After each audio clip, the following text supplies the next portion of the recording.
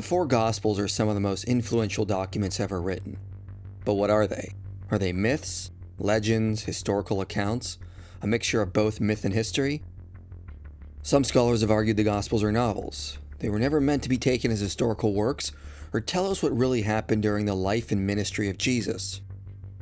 But most scholars today reject this position and classify the Gospels as Greco-Roman biographies or lives. But why? What is the evidence that the Gospels are actually biographies, intended to report historical facts? And why wouldn't it make more sense to see them as novels or works of fiction?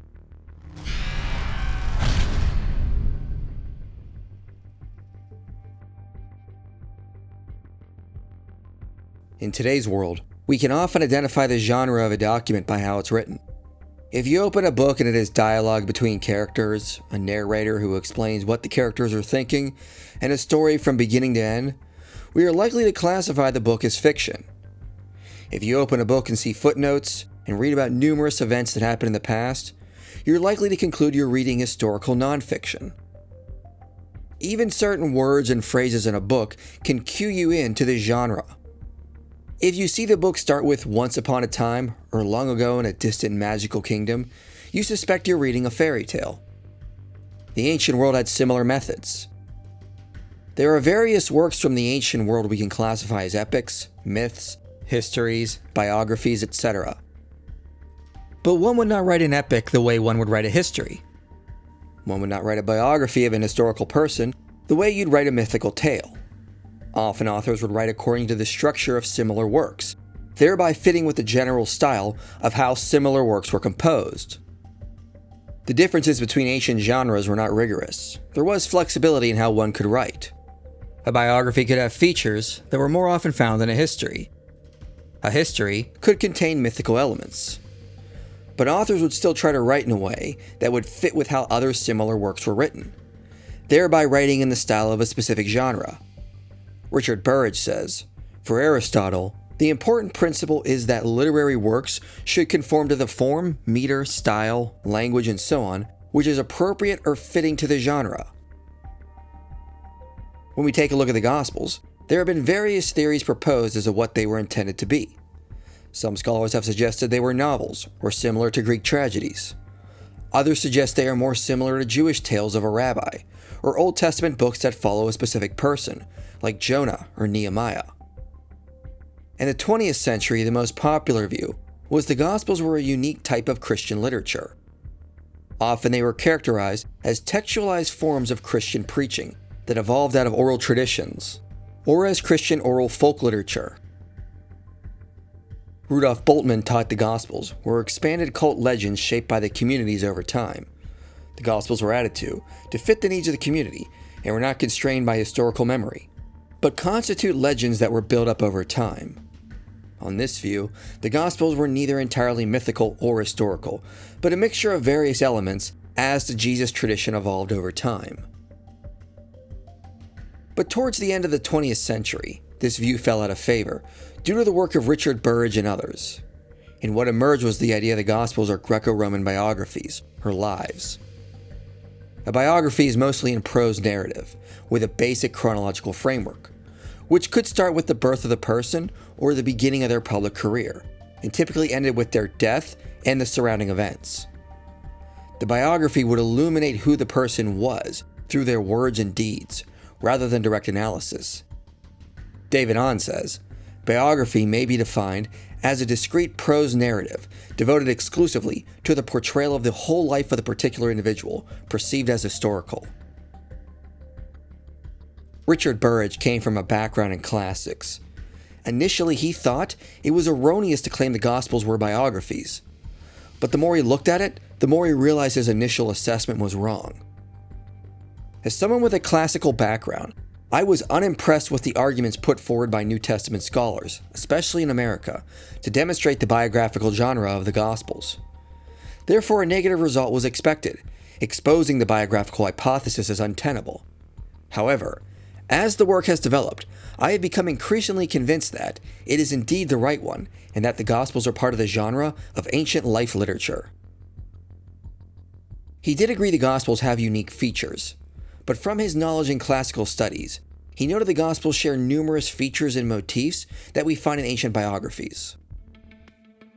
To start, we can see the Gospels contain opening prologues. Mark begins with one sentence, Matthew begins with Jesus' genealogy, Luke has an opening preface explaining the purpose of his Gospel, and John opens with a longer and formal poetic prologue. These various openings reflect the range of possibilities we see in ancient biographies. Matthew's beginning with a genealogy is similar to what we find in some of Plutarch's lives and the works of Nepos. Mark's beginning with one sentence is how Xenophon opens his work, or Plutarch's Life of Timoleon. Michael F. Bird says, the opening sequence of Mark would probably suggest to the readers that they're about to read the life of a sage. Luke's preface parallels Lucian in Philo style, and an extended prologue, like John's, is found in other biographies as well. Additionally, Richard Burridge notes John's approach of introducing Jesus' name after the opening lines was common in biographies. Performing a verb analysis, we can see in Mark, Jesus is the subject of almost a quarter of the verbs, and another 20% are spoken by Jesus. A similar distribution is seen in Satyrus' Life of Euripides. Similarly, roughly 17% of the verbs of Matthew and Luke have Jesus as a subject. Both Gospels place around 40% of the verbs in the teachings and parables of Jesus, which Burridge says aligns with biographies about philosophers. Finally, John has Jesus as the subject of about 20% of the verbs, and another 34% are within his teachings. Thus, the ratio of verbs of the main subject is what we would expect if the Gospels are biographies. The Gospels mention very little of what occurred before Jesus began his ministry, but we have a special focus on his trial and death. But we can find a similar style in other biographies, where much of the person's life is only briefly touched on, and more focus is given to the end of their life. In fact, when we look at the Gospel's allocation of space, it generally matches the structure of other biographies. Burridge also shows the Gospels match other biographies in external and internal features. Starting with external features, we see the Gospels are written in a continuous prose narrative, the standard method of biographies.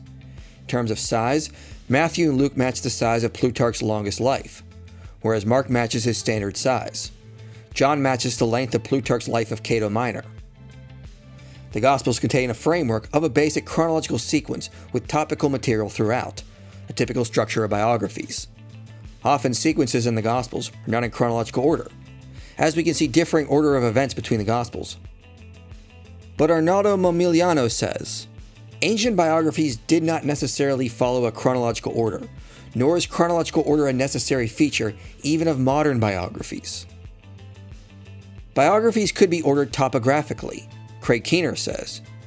The freedom to arrange material without respect for chronology was especially true in typical biographies about sages, where the more chronologically ordered histories did not provide significant information. The scale of the Gospels in focusing on Jesus is the same as what we would see in other lives, which focus on the main character.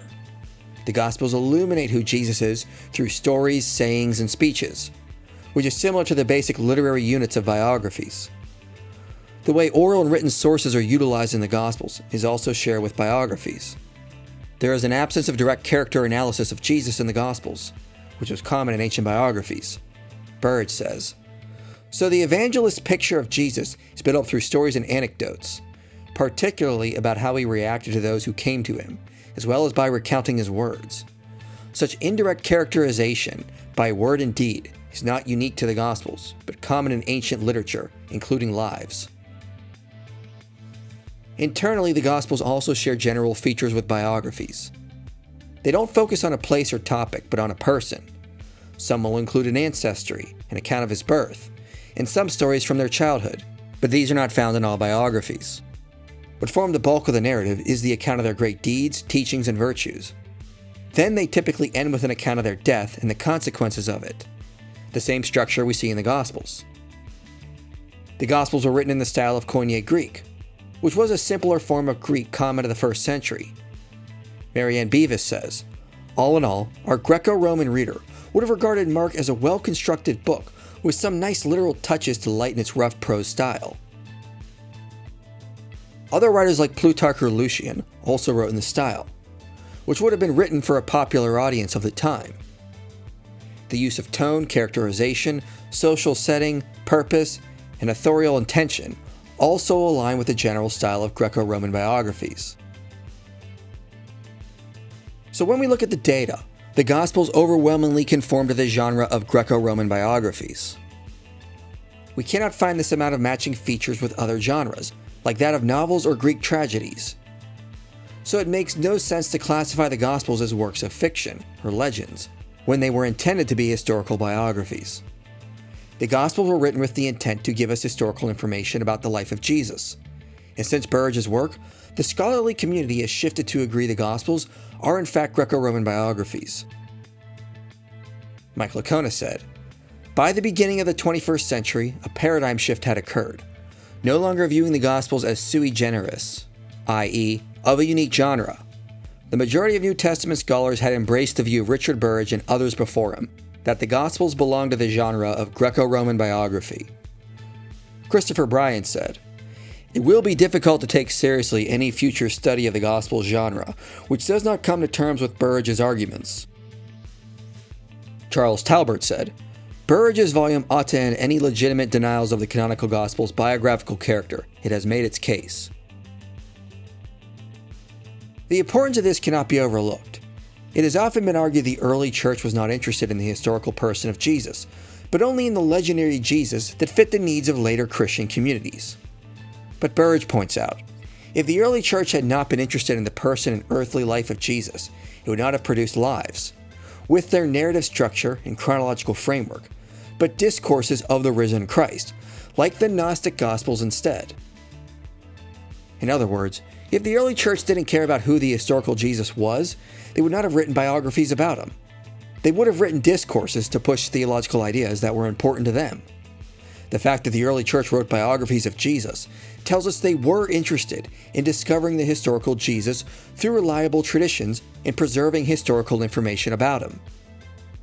Even the early church father Papias indicated he was interested only in reliable traditions he could get from the remaining living disciples of Jesus or traditions that came from disciples.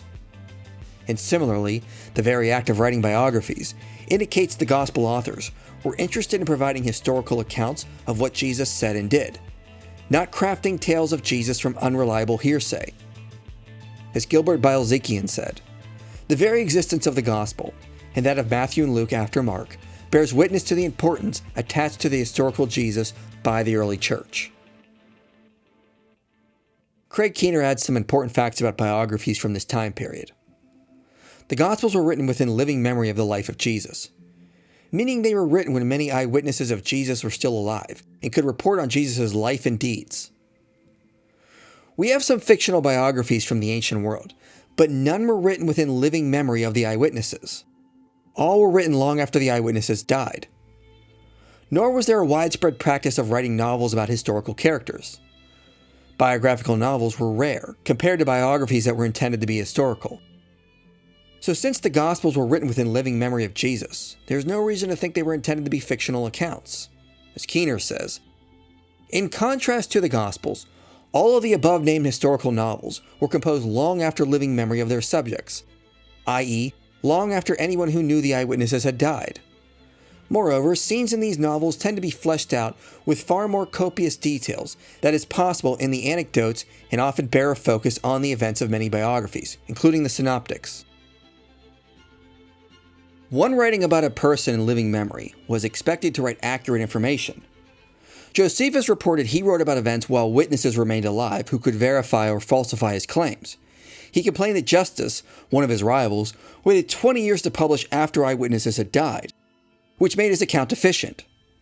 Tacitus wrote about his father-in-law, whom he had intimate knowledge of. Polybius wrote within living memory of Scipio, and had access to Scipio's relatives and friends. Ancient writers highly valued those closest in date and proximity to the events reported. Biographers who wrote long after their subject, like Arrian, who wrote about Alexander the Great, complained that falsehoods have crept in and distorted the facts. It was hard to distinguish truth from falsehood. But the Gospels were written in living memory of Jesus and fairly close in time to his life and death, especially when compared to other biographies of the same time period. Additionally, the Gospels were also written during a time when expectations for biographical treatments included greater historical care. Moreover, historical novels were written mostly for entertainment, not to provide instruction on how to live by following the teachings of the person. There is no reason to think the Gospels were written only for entertainment, but were mainly written to convince people to follow Christ as Savior and Lord. And the way one would do that was by reporting what Jesus actually taught and did, not inventing facts to distort the truth. It nevertheless remains vastly improbable that the Gospels would look like biographies, use sources like mainstream biographies, and yet be novels. If they were novels, they'd be the only ones we know about that treat a recent person.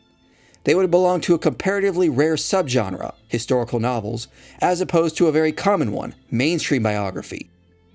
Though again, no extant examples in this subgenre involve recent persons.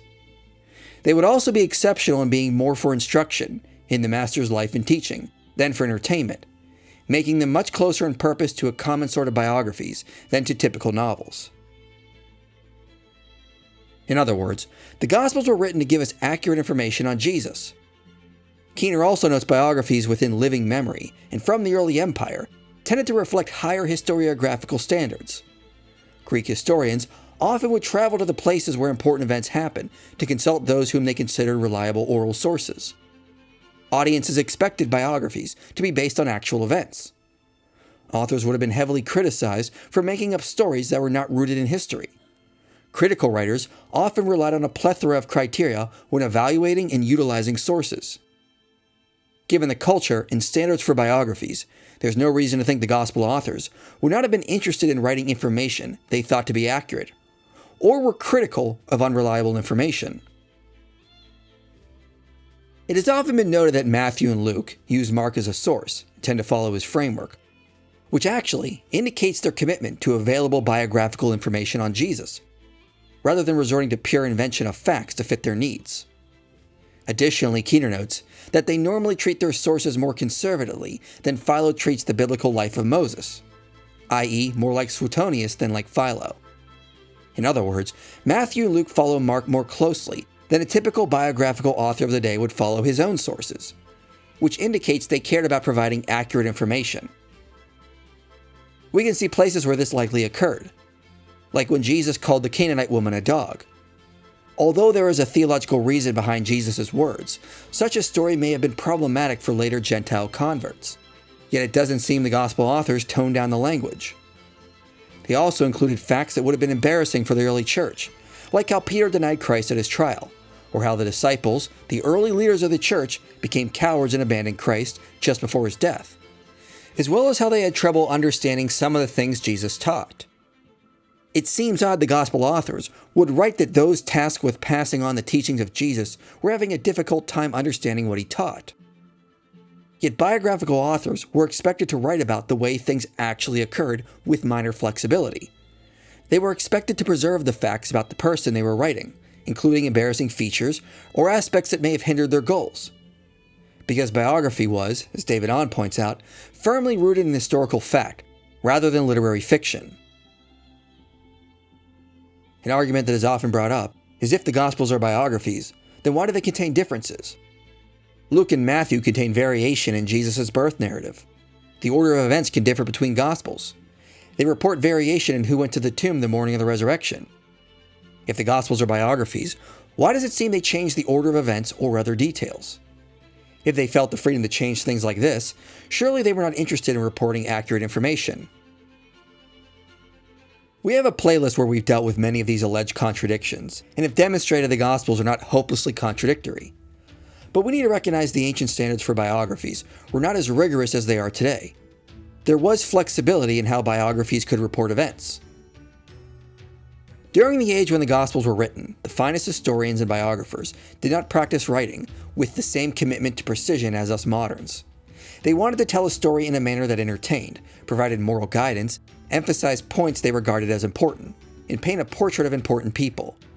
If they had to adapt some details on occasion, it was permissible. Such adapting was not intended to distort the truth, but to communicate it more effectively. Modern itinerant speakers, teachers, preachers, and even professors often do this in their lectures and homilies for emphasis or to make a point more clearly. In fact, most of us have done it for similar reasons when telling a personal story. In the ancient world, authors were allowed several techniques to craft a biography, while still considered to be reporting factual information. Authors could transfer lines from someone to another, paraphrase someone's speech, displace an event from one context to another, compress a time sequence or speeches, spotlight one character while ignoring others involved, or utilize other similar techniques. In fact, authors were expected to arrange material from their sources into a coherent narrative, which included reordering events, paraphrasing, or simplifying to prevent the narrative from being cluttered. Tacitus confessed that he did not need to reproduce Seneca's words exactly. Diodorus said historians could compose speeches and put them into the mouth of someone if they remained appropriate to the speaker within the narrative. The historian Dionysius noted Herodotus put a speech into the mouth of Xerxes. Other historians explicitly disavowed verbatim reports. Jeffrey Tripp says, students were strongly encouraged to understand the masters by playing with their words, to modify them by deliberately taking up some sentences and turning them in as many ways as possible, just as one shape after another are usually made out of the same piece of wax. Students learned through paraphrase, and they would alter statements to clarify them, draw out otherwise obscure truths, or simply polish the aesthetics. But historians could not invent stories. For example, Despork and Roscombe say, Plutarch's manipulation of the truth never appears to develop into unbridled imagination. Arrian was still dependent on his sources. He could not make up stories about Alexander. But oral cultures are less troubled by variation than some modern Western critics are. And in many ways, the techniques of ancient historians are not even out of the ordinary in today's culture. We often paraphrase what others said, tell stories out of order, or fail to report everyone who was present at an event. Jocelyn Penny Small noted, we often hold ancient writers to a standard far higher than we ourselves could achieve. So it should come as no surprise we find these types of techniques and variations in the Gospels. Instead of the variation between the Gospels being evidence against the theory they are biographies, this should actually demonstrate they fall more in line with the style of Greco-Roman biographies. And this doesn't mean the Gospel authors were free to invent sayings or deeds of Jesus. Instead, they had to work with the oral and written sources they had available to compose a coherent narrative that was based on facts. And actually, scholars note, compared to other biographies, the Gospel authors appear to be less susceptible to create changes. As Craig Keener says, by and large, the Gospels seem to exhibit greater literary coherence than do even otherwise more sophisticated works by more elite biographers. Mike Licona did a survey of the variation and changes between Plutarch's lives, and noticed there's quite a lot of paraphrasing, transplanting, and changing of details. Plutarch often reworked and reworded many things from one biography to another. Despite the fact that the Gospel authors utilize many of the same techniques, the extent of editing by the evangelists is minimal by ancient standards. Scholars note the verbal similarities Matthew and Luke have with Mark are extraordinary by ancient standards. John Kloppenborg noted, Matthew and Luke use Q far more woodenly than other writers employed their sources. Jeffrey Tripp acknowledges, despite literary and rhetorical pressures toward variatio facilitated by synonyms, New Testament texts depict eyewitnesses as substituting Jesus' words relatively rarely. The Gospel authors utilized ancient techniques that allowed for variation, but also seem to have risen above the ancient standards and stuck to their sources more strictly. Matthew and Luke's adaptations of Mark were more conservative according to ancient standards. Gerald Downing said, with so much pressure in favor of paraphrase and so common a conviction of its validity, it really does seem very strange that we find so much identical wording among our synoptic Gospels. Downing also notes the verbal similarities between the Gospels is even closer than Josephus' use of the Scriptures, which might indicate there was greater respect among the Gospel authors than Josephus' respect for the Jewish Scriptures. So not only did the Gospel authors write in the genre of biography, a genre which aimed to preserve accurate historical information, they also exceeded the standards of the day for historical accuracy. Licona notes most of the variation between the Gospels is in the peripheral details and doesn't really threaten the general story of the ministry and message of Jesus. There is no reason to think the Gospels were ever intended to be works of fiction, or that the authors were not interested in the historical Jesus. Given the data, it seems the authors were very interested in finding out who the historical Jesus was, in what he taught and accomplished. Moreover, the evidence suggests they excelled within their culture in preserving what they inherited from their sources, suggesting they held them in high regard. Thus, we have good preliminary reasons to see the Gospels as historical documents.